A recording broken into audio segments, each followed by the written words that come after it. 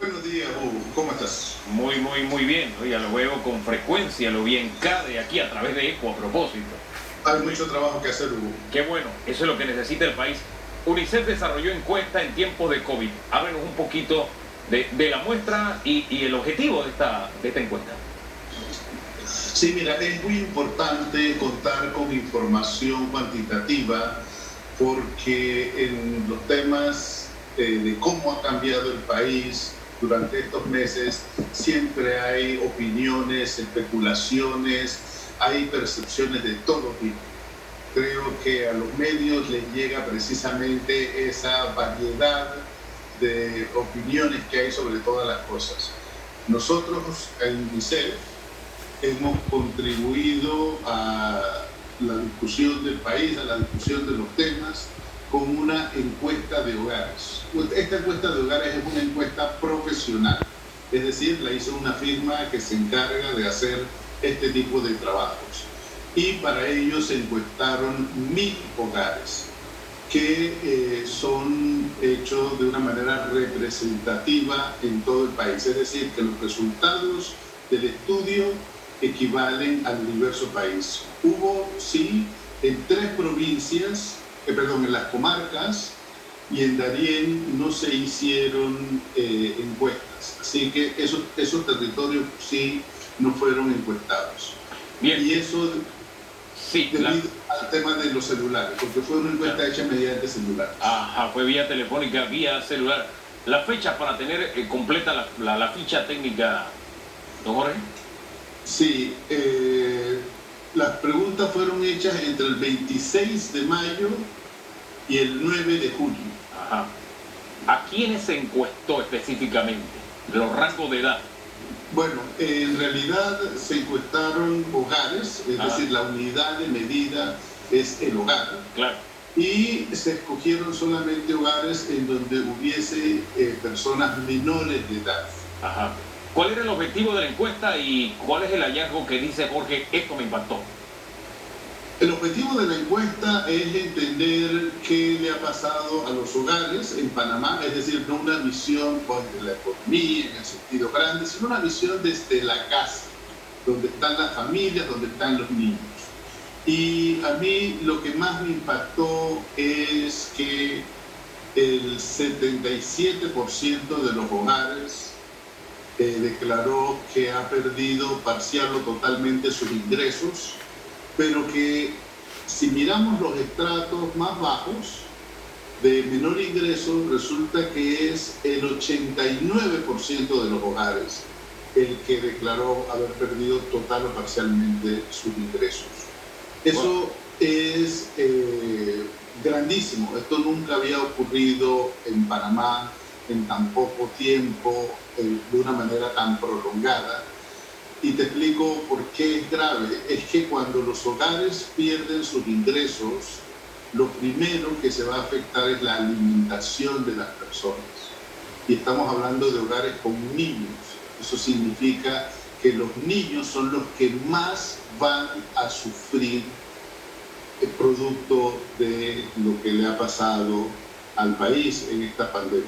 Hombre, es que robándome... Hugo, es sencillo. Sí. El mensaje es sencillo, Hugo. Las personas más vulnerables en la pandemia son los niños.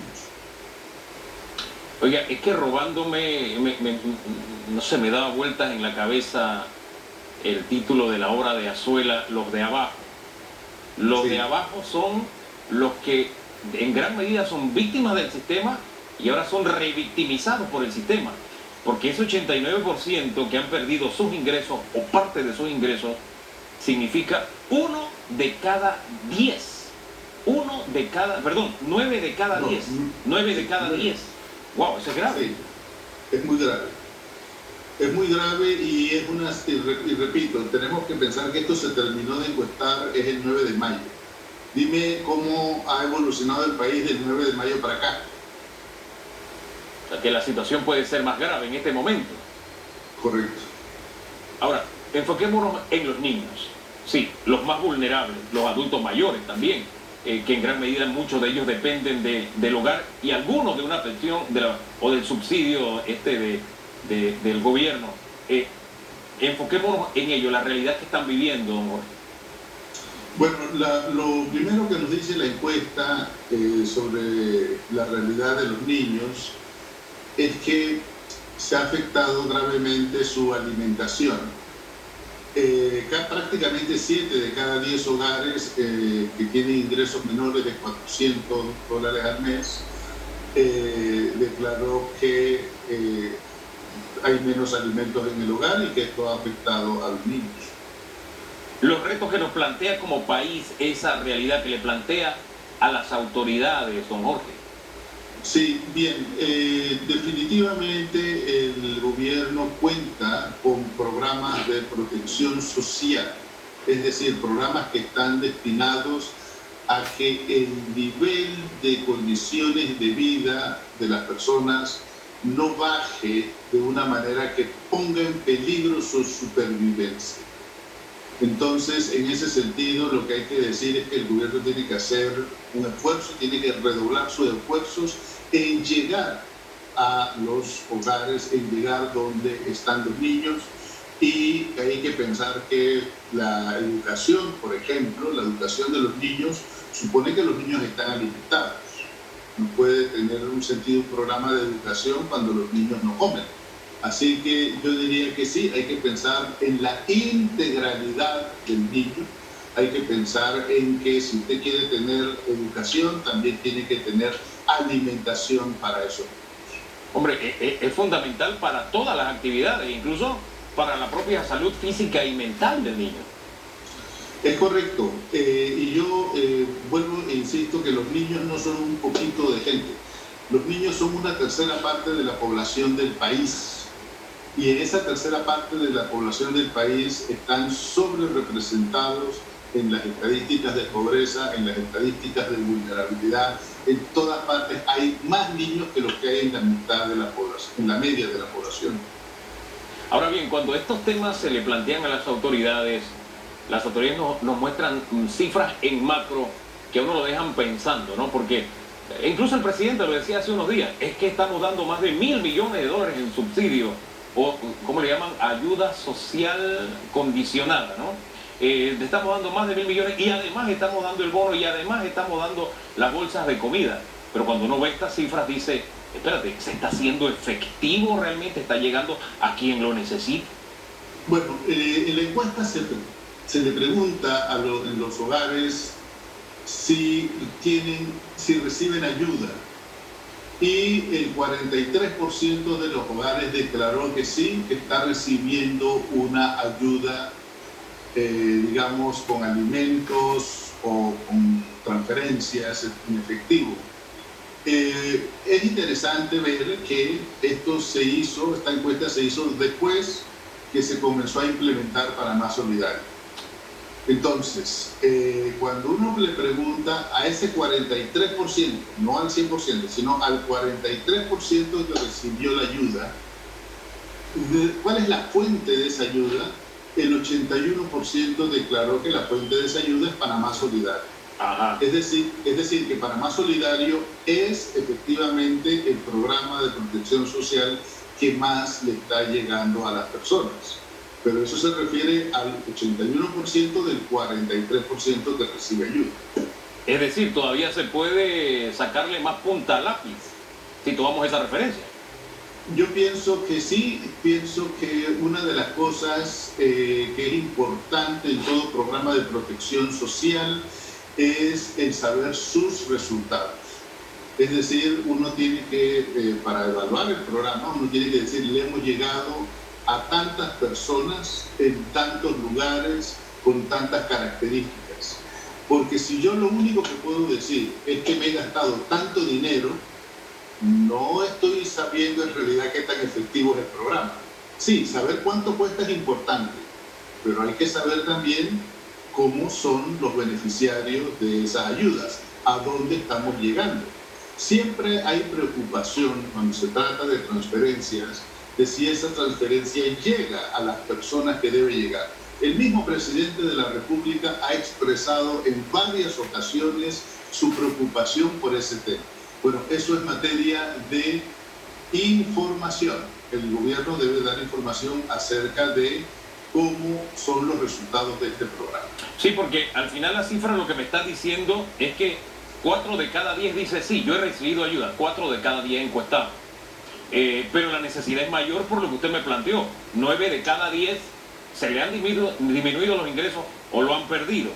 Y de esos que han recibido, 8 de 10 dicen, bueno, Panamá Solidario es mi fuente. Si lo marcamos en el global sería de unos 2 de cada 10 dicen haber recibido. En esa condición que se encuentran, hay que hacer Panamá Solidario. Si lo vamos al global, porque usted me dijo 8 de 10 del 4 de 10. No, 77% de las personas, así 8 de 10, declararon haber perdido ingresos. Sí, bien. Total o parcialmente. Sí. Ahora, en el estrato de la población de $400 hacia abajo, sí. Ese porcentaje es 9 de 10. Entonces el asunto es la realidad es más grave todavía. Más impactante, más dura. Por eso, entonces, siempre cuando hay una crisis, las personas que tienen menos ingresos son las personas que van a tener mayor vulnerabilidad ante los efectos del evento que esté ocurriendo. Y estas cifras no va a ser la excepción. Y estas cifras los están diciendo. Ahora, ¿van a compartir ustedes estos números con las autoridades? Porque es una herramienta valiosa. Nosotros ya tuvimos una reunión con la ministra de Desarrollo Social y su equipo y les comunicamos el informe. ¿Cuál fue la reacción de la ministra? Bueno, evidentemente ellos tienen en parte de su trabajo contribuir a las respuestas del Estado panameño ante esta situación. Así que yo estoy seguro que ellos están en proceso de usar estas cifras. Fíjese que un tema va concatenado con el otro. Hablábamos un poquito de salud mental hace un rato, y la salud mental en gran medida depende de que tú tengas asegurada mínimo tu comida, tu techo y demás. ¿Cómo andamos en el tema de la misma familia en sí, la seguridad en el tema de mi casa y demás? ¿Eso se midió también? Sí, hay una sección de la encuesta que pregunta por los conflictos en el hogar. Es importante que entendamos bien qué es lo que nos dice la encuesta. En la encuesta las personas dijeron que 1 de cada 3 hogares tienen conflictos en el hogar, ya sea porque siguen los conflictos que había antes, porque surgieron nuevos conflictos o porque aumentaron los conflictos que ya había. Es decir, estamos hablando de 1 de cada 3 hogares en Panamá. Hay que pensar que en Panamá hay poco más de 1 millón de hogares. Así que no se trata de algo pequeño. Ahora, la cifra que se maneja usualmente en materia de violencia intrafamiliar se refiere a las denuncias que se presentan. Y las denuncias, todos sabemos, creo que eso no es sorpresa, que siempre son mucho menos en relación con los conflictos que verdaderamente existen. Ahora, la pregunta es, ¿en tiempos de pandemia la gente denuncia más o denuncia menos? Cierto. Y creo que la respuesta es que la gente denuncia menos, por las razones que todos sabemos, el miedo al contagio, la disponibilidad, el acceso, etcétera. Así que yo creo que cuando la gente dice que ha habido una disminución de la violencia familiar basado en las denuncias que han bajado, creo que hay que tener cuidado con esa conclusión. Oiga, la encuesta dice diferente. Es que la cifra es engañosa porque al final no solamente duermes con el enemigo, para utilizar el nombre de la película, es que estás viviendo o probablemente conviviendo las 24 horas, no tienes la oportunidad de denunciar lo que te está pasando. Eso es importante. Es correcto. Oiga, a propósito, anoche recibí un mensaje de la policía donde orienta, voy a ver si mañana se los comparto en Noticias Optimistas porque forma parte de la orientación de cómo una mujer está hablando, desde la Policía Nacional. El mensaje me pareció muy bueno. Tiene una conversación vía web y cómo identificar si esa persona está siendo objeto de violencia o siente que su vida está en riesgo. Ese detallito es importante, pendiente, que se lo voy a compartir el día de mañana. Ahora, el tema de los conflictos familiares me deja pensando, volteo la mirada hacia los niños, porque dice una frase, un adagio indio, que cuando los elefantes pelean sufre la hierba. y los más vulnerables son los niños. Conflicto familiar, los niños son afectados directamente, don Jorge. Así es. Cuando decimos que uno de cada 3 hogares se presentaron conflictos, no estamos evaluando cosas como quién es el culpable, no estamos evaluando cosas como quién es la víctima, no. Lo que estamos diciendo es que son hogares en donde hay conflictos. El nivel de tensión que las personas declararon fue que el 46% consideró que la intensidad o el nivel de tensión era moderado en el 46% de los casos, y en el 48% moderado y 46% consideró que era leve. Solo un 6% declaró que se trataba de un nivel de tensión muy fuerte. Así que hay que considerar que es el clima en el que se vive en el hogar. El clima en el que se vive en el hogar. Y me quedo pensando en estas cifras, y sí, ya se lo compartieron a la ministra, pero estas cifras que me da de conflictos, y pensando en los más vulnerables, que sí, son los niños, las mujeres, en esa misma línea, cifras para compartir con INAMU también, don Jorge. Me parece, sí, también, es correcto. Ahora bien, ¿el Estado tiene una política estructurada para hacer frente a estas realidades que encontramos en esta encuesta? Bueno, en efecto, sí existe una estrategia nacional de prevención de violencia, pero como tantas cosas, Hugo, lo que ocurre es que la pandemia ha desactivado muchos de los programas, las estrategias que se estaban implementando en materia de protección de los niños. Y el mensaje global de la encuesta es que no dejemos que la crisis actual se convierta en una crisis para los niños también. Es decir, reactivemos los programas, reactivemos los canales de protección de la infancia en todas las dimensiones, lo que tiene que ver con los alimentos para los escolares, lo que tiene que ver con la protección, la prevención de la violencia entre las familias, el apoyo psicosocial. Todos los canales de protección de los niños hay que hacer un esfuerzo para reactivarlos, para que no se vaya a generar otra crisis dentro de la crisis que ya tenemos. Don Jorge, al hablar del tema COVID, yo siempre lo planteo como un examen al que ha sido sometido todo el mundo. Es como si cada país fuera un estudiante. Yo digo, la gran ventaja es que en este examen nos podemos copiar el uno del otro, está permitido.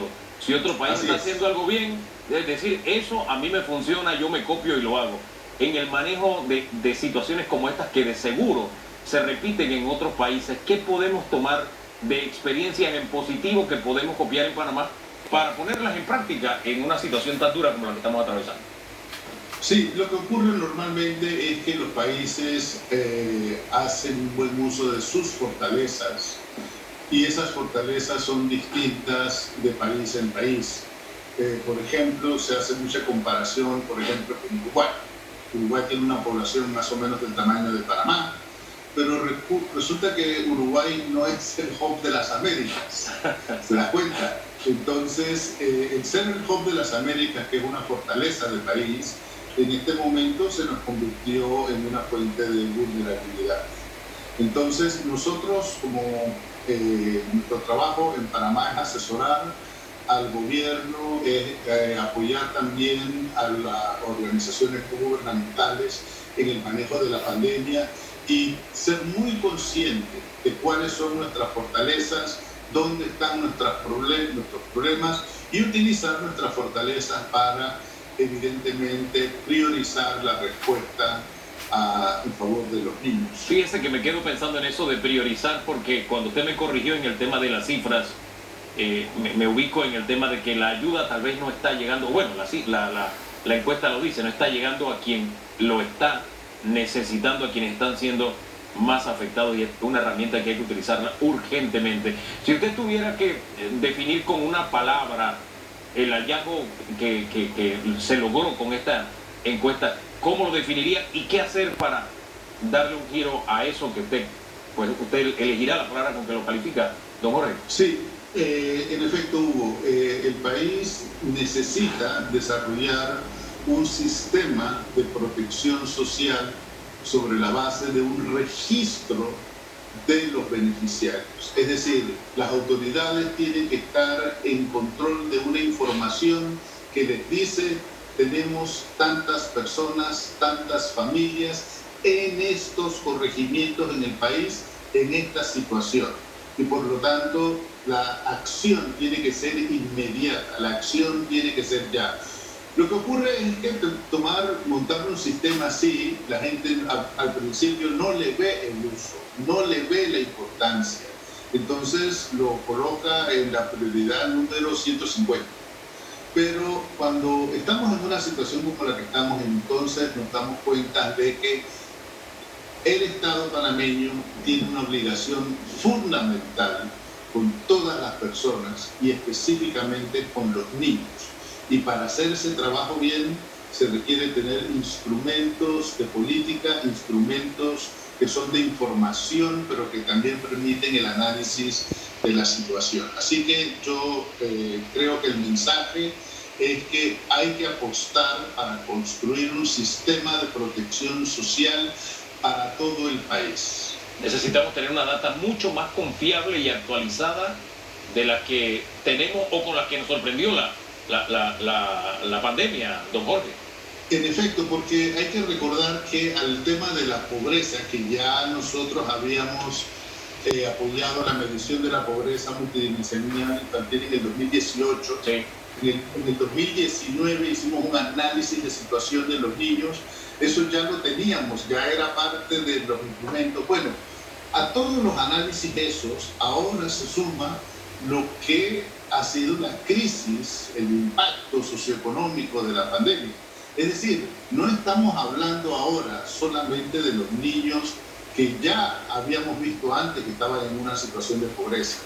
Ahora estamos hablando también de los hogares en donde las personas han perdido la fuente de ingresos, ya sea porque perdieron el trabajo, ya sea porque están en suspensión de contrato, ya sea porque se dedicaban a eso que se llama la economía informal a través de pequeñas y medianas empresas. En fin, hay que ver la situación de cada uno y la decisión de gobierno requiere información confiable y es necesario construir esos sistemas de información para operar ya, porque si nos demoramos mucho no es una ayuda que la gente espera. Hombre, solamente tenemos que remitirnos a la realidad. En La Chorrera, por ejemplo, en el Panamá Oeste, ha habido focos donde la gente ha salido a protestar. La respuesta del gobierno es: espérate, ya yo repartí 100.000 X o Y o Z cantidad, pero es que tal vez no le estás dando o no está llegando a quien lo está necesitando, porque en medio de una pandemia nadie va a salir a protestar por deporte, sino porque realmente tiene una necesidad. De ahí el valor de que tengamos una data mucho más actualizada y que nos tomemos esto en serio, don Jorge. Así mismo es, y yo pienso que hay todas las condiciones para hacer el trabajo por parte de las autoridades. Creo que hay una conciencia de que esto requiere una atención sistémica y que se trata de la construcción de instituciones permanentes. Es decir, no podemos pensar que esta pandemia vino y se fue y se acabó y nunca más vamos a ver nada al respecto. Creo que hay que pensar en la construcción de sistemas de protección social que sean inclusivos y resilientes. Sí. Y permanente, de verdad, don Jorge, gracias por haber conversado esta mañana. Tomo la palabra permanente porque de alguna forma tenemos que estar preparados para que después que pase la pandemia a esas áreas vulnerables, seguirlos apoyando como realmente lo necesitan. Gracias, don Jorge. Muchas gracias, Hugo. Jorge Llenareas de UNICEF. Realmente este vistazo es como para sacarle filo, de verdad. Es una